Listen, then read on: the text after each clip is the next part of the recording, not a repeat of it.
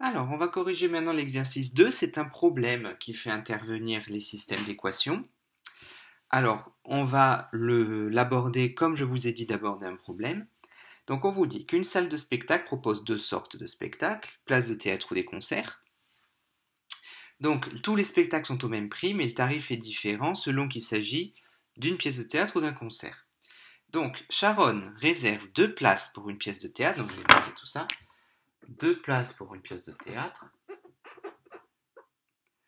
Et 4 places pour un concert.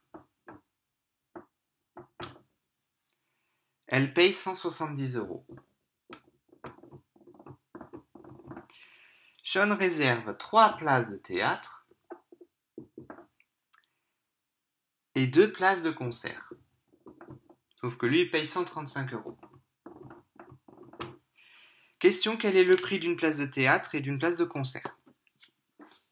Donc, quand on vous dit quel est le prix d'une place respectivement pour une pièce de théâtre et pour un concert, en gros, c'est une manière de dire quel est le prix d'une place de théâtre et le prix d'une place de concert.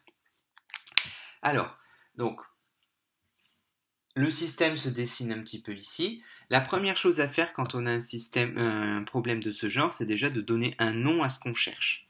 Donc ici, qu'est-ce qu'on cherche? Le montant du prix de la pièce de théâtre, d'une place de théâtre, et le prix d'une place de concert. Donc on va leur donner un nom.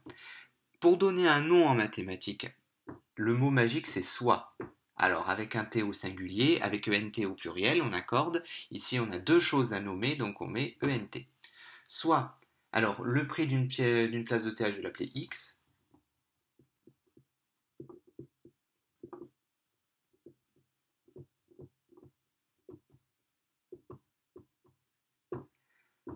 Et Y, celui d'une place de concert. Déjà, on donne un nom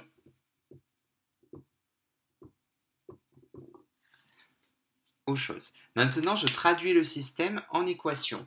Qu'est-ce que me dit Sharon? Sharon me dit que 2 fois X plus 4 fois Y, 2 théâtres plus 4 concerts, ça fait 170 euros. Sean me dit que 3 théâtres plus 2 concerts, ça fait 135 euros.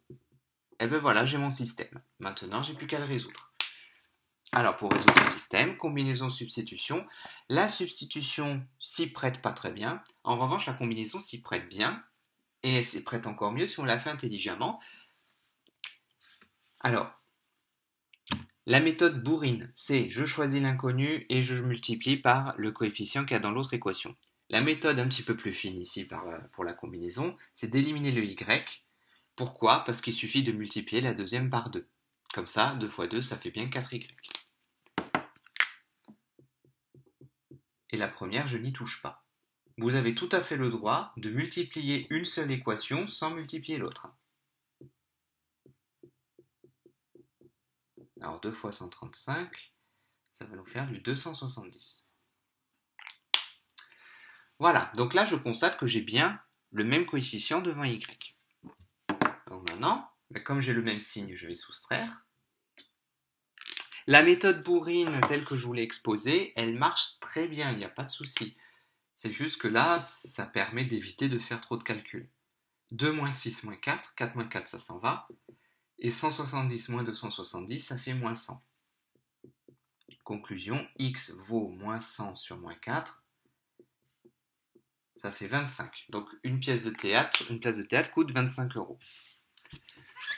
D'ailleurs, dans les problèmes, c'est un petit peu plus facile de savoir si on s'est trompé ou pas, tout dépend ce qu'on trouve. Par exemple, si vous avez trouvé une solution négative, normalement c'est que vous vous êtes gouré quelque part. Parce qu'on parle de prix ici, donc on ne va pas vous donner un prix négatif. Alors maintenant, je vais prendre une des deux équations, n'importe laquelle, on va dire la première. Je vais remplacer x par 25. Donc, je remplace x par 25 pour trouver y.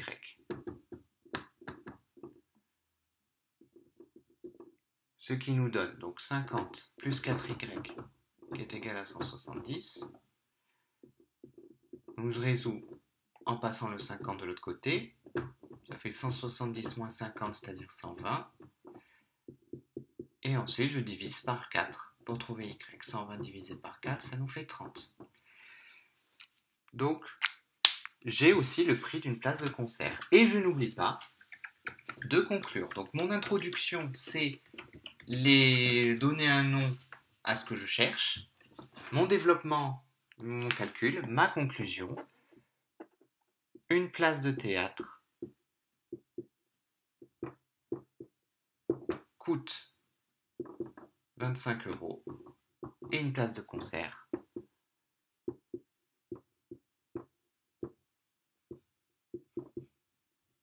coûte 30 €. Voilà, je conclus, c'est propre.